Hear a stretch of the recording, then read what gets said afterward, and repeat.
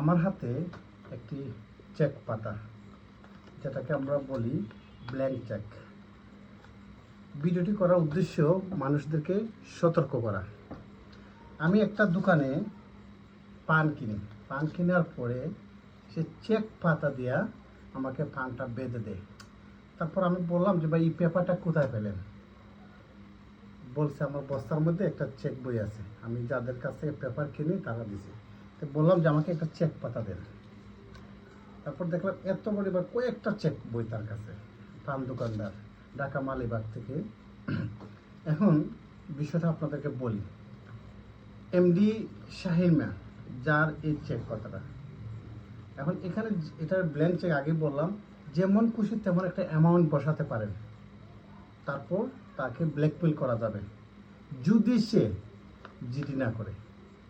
আজকের ভিডিওর উদ্দেশ্য হচ্ছে মানুষের জিনিস হারাইতেই পারে। যদি কখনো আপনার চেক পাতা বা চেক বই বা কার্ড কিংবা পাসপোর্ট আপনার হারায়, আপনার একটা জিডি করবেন। যদি আমি এখানে একটা অ্যামাউন্ট লিখি, তার সাথে আমার জমি জমা বা বিভিন্ন বিষয়ে একটা লেনদেন হয়েছে, একটা ভুয়া সাইন দিয়েছে সে 10 লাখ টাকা, আমি কি সেটা পারবো না? যখন এই পেপারটা দুর্বল হবে তখন, যখন তার জিডি থাকবে। সো আপনার চেক পাতাটা কোথায় যাচ্ছে, আপনার হারানোর জিনিসটা কোথায় যাচ্ছে, সেটা হচ্ছে বিষয়। যে কোনো বিষয়ে একটু সতর্ক থাকবেন, কারণ এখন বর্তমানে চারদিকে প্রতারণা। হাজারটা মিথ্যার মধ্যে আপনার মতো সত্যবাদী একজন মানুষ লোকান্তর। বিশ্বাস হয় না? আপনারা দেখেন আপনার হারানোর জিনিসটা কোথায় গিয়ে দাঁড়াইছে। এই দেখেন চেক পাতাটা।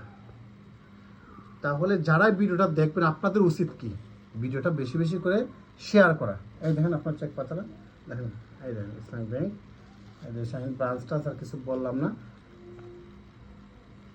অনেক সময় দেখা যায় যে পাসপোর্টে ফটোকপি দেওয়া, মানে এই পান দিচ্ছে বা বিভিন্ন জিনিস বানতেছে,